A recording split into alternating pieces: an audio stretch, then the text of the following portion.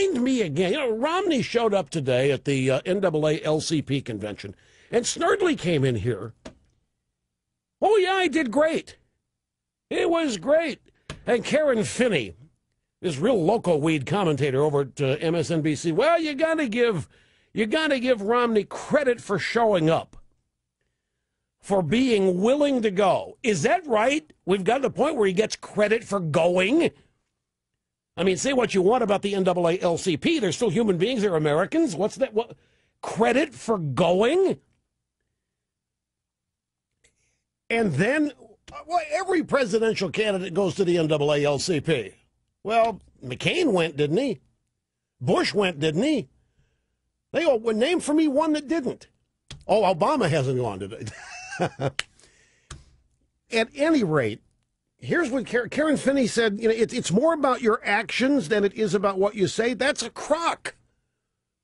Not with that group. It's totally about what you say. Obama has devastated the black community in this country economically, literally devastated them. It's totally what you say, not your actions. But remind me again here, folks, because before Romney showed up at the NAACP, had Fox on, and well, Alan Colmes was on there. I was going to say something, but I'm going to dial it back. And Alan Colmes was saying, well, Romney he doesn't care about people. He doesn't care about the poor. He doesn't care about black people. He doesn't care. He's totally out of touch. He doesn't care. He doesn't care about people in poverty. He doesn't care about people that are suffering. He doesn't care about people that are hurting. He doesn't care. Now, remind me again, why is being successful as a direct result of your own hard work and education a negative? Why is being successful tantamount to being out of touch? In this country, in the American media, the American left, being successful is out of touch, and that's a problem. Being successful is out of touch. Being successful means you don't know what people are going through. Being successful means you don't know about suffering. Being successful means you don't know about the unsuccessful. Look at FDR and the Kennedys were hereditary millionaires. All in the lucky Sperm Club. They just had to grow up. John Kerry, the haughty John Kerry, who served in Vietnam, married into his fortune. It's his wife that owns the houses.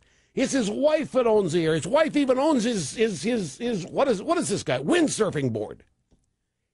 He doesn't even have enough money to buy that. His wife probably owns the spandex that he wears when he's out on the windsurfing board.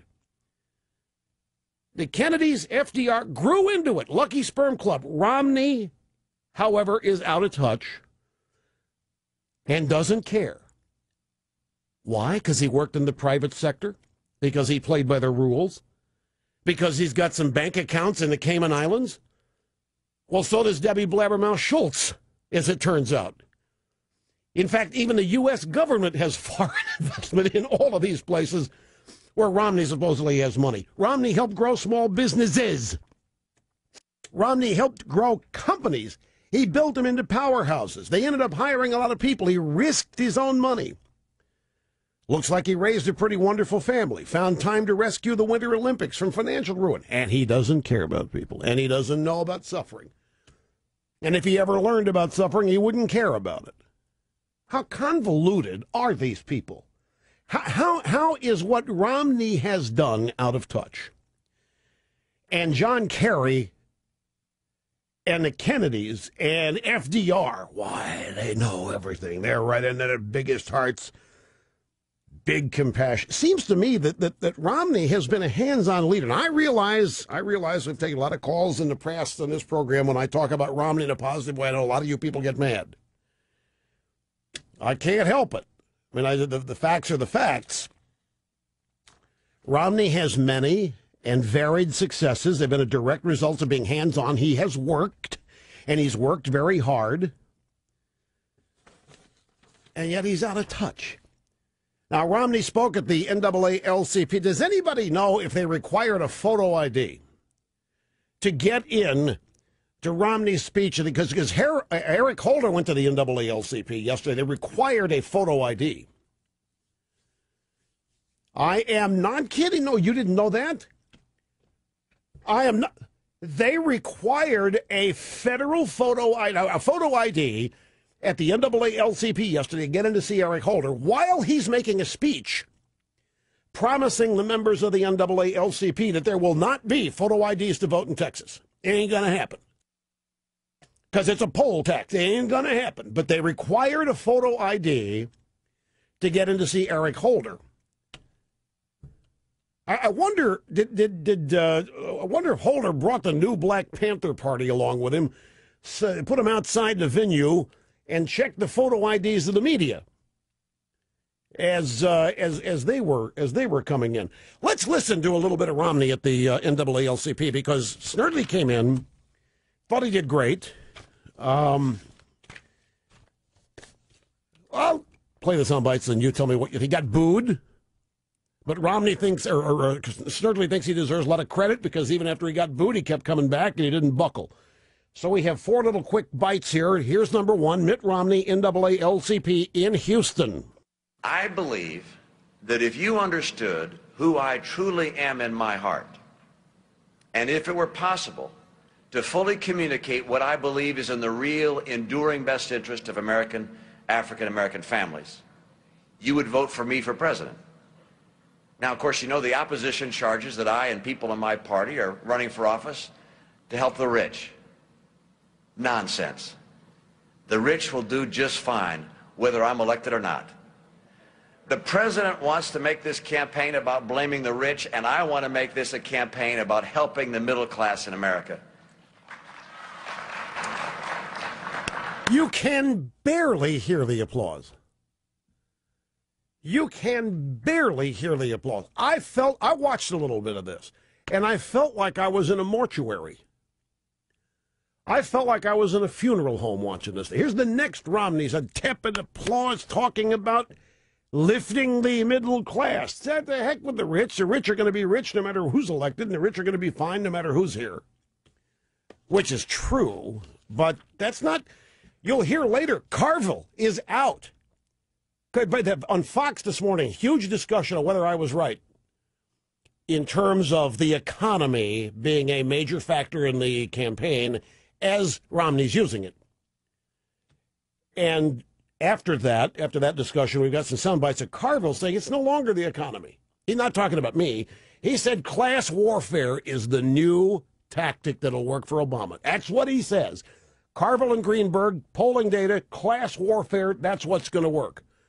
You know that Carville and Greenberg want Obama to stay away from touting the economy. They said, look, stop talking about this economic recovery. You got to go and do it. There isn't any.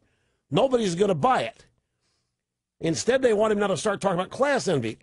You snicker. Here is Romney talking about the rich are going to be cool no matter what. That's not what these people want to hear. These people want to hear, I am going to put the rich in jail. He would have gotten a standing O. I'm going to put the rich in jail, I'm going to jail myself, and then I'm going to give everything I take from myself and the rich to the middle class. That would have gotten a standing O at this group. Okay, here's the next bite. As you may have heard from my opponent, I'm also a believer in the free enterprise system.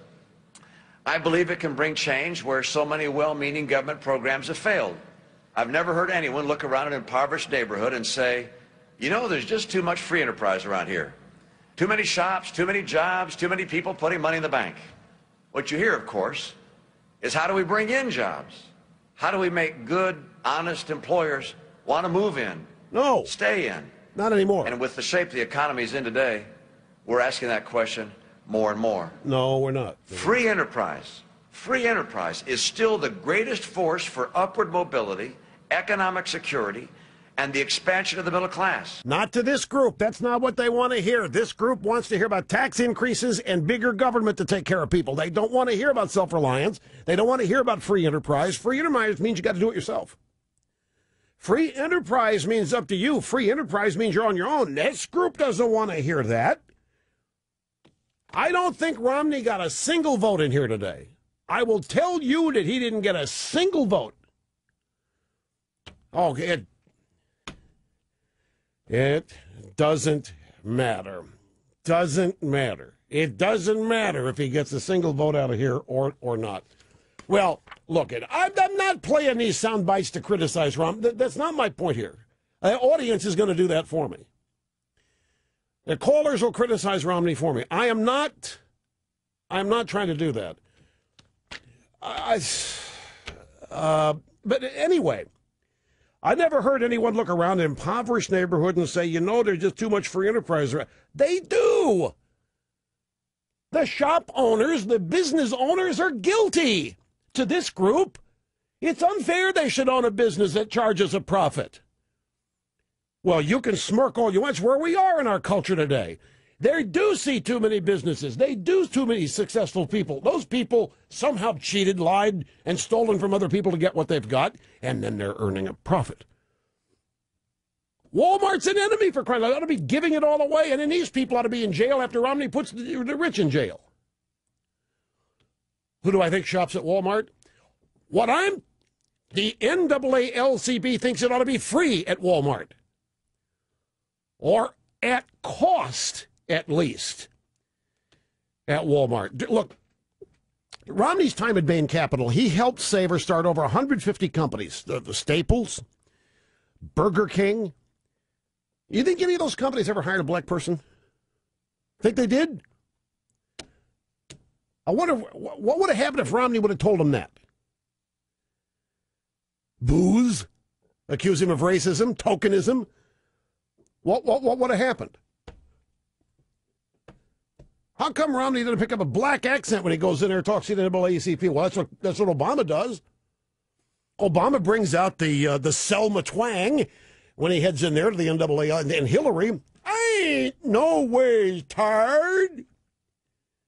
And they stand up and they give Hillary a cheer. And Obama says things like, well, my grandfather came down here with a Pope. Right on, dude. And I stand up and stand in. Romney goes in there, and he sounded like Snow White today with testicles. That's not what this bunch wants to hear. Here's the next bite. I'm going to eliminate every non-essential, expensive program I can find. That includes Obamacare, and I'm going to work to reform and save.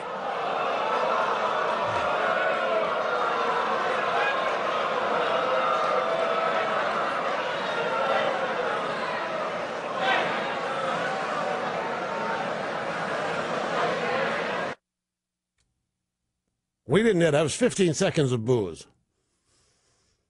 That was a short bite. What did Romney say? He said, I'm going to eliminate every non-essential expensive program I can, and that includes Obamacare, and I'm going to work to reform it. Boo. So what are these people telling us? They want to pay taxes higher than ever. They want to pay penalties if they don't have health insurance. They want the health care system to deteriorate into something that's worse than it could possibly be. That's what these people are telling us they want. That's, you, look, okay, give them the benefit of the doubt. They don't know what's in it. They don't care what's in it. All they know is it's Obama's plan, and here comes Snow White with testicles in there, ripping it to shreds, and so they're booing. Is that it? Okay.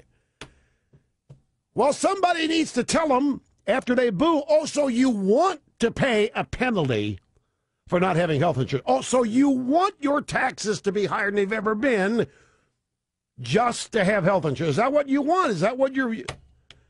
Here's the last Romney bite. NAACP today, Houston. My agenda is not to put in place a series of policies that get me a lot of attention and applause. My policy will be, number one, create jobs for the American people. I do not have a hidden agenda. And I submit to you this. If you want a president who will make things better in the African-American community, you are looking at him. You take a look. Hey. Romney told him what the unemployment rate was in the black community. It's, what is it, almost 14? Yeah, it's over 14. It's either 13.9 or 14. It's way high. And he didn't use the number, but he said black unemployment is higher than than anybody else. It's higher than Hispanic unemployment, higher than the general unemployment rate. Okay, it's 14%. So he told them, under Barack Obama, black unemployment skyrocketing, no end in sight. He tells them that he's going to end it, and they boo. And by the way, this Snow White business, that's not me. I am projecting. I'm saying that's how he's viewed inside the NAACP convention. Remember the context. Hillary goes in, ain't no way, Pat. And Obama goes in, drops some Selma lingo on him. And Romney goes in there and sounds like white bread.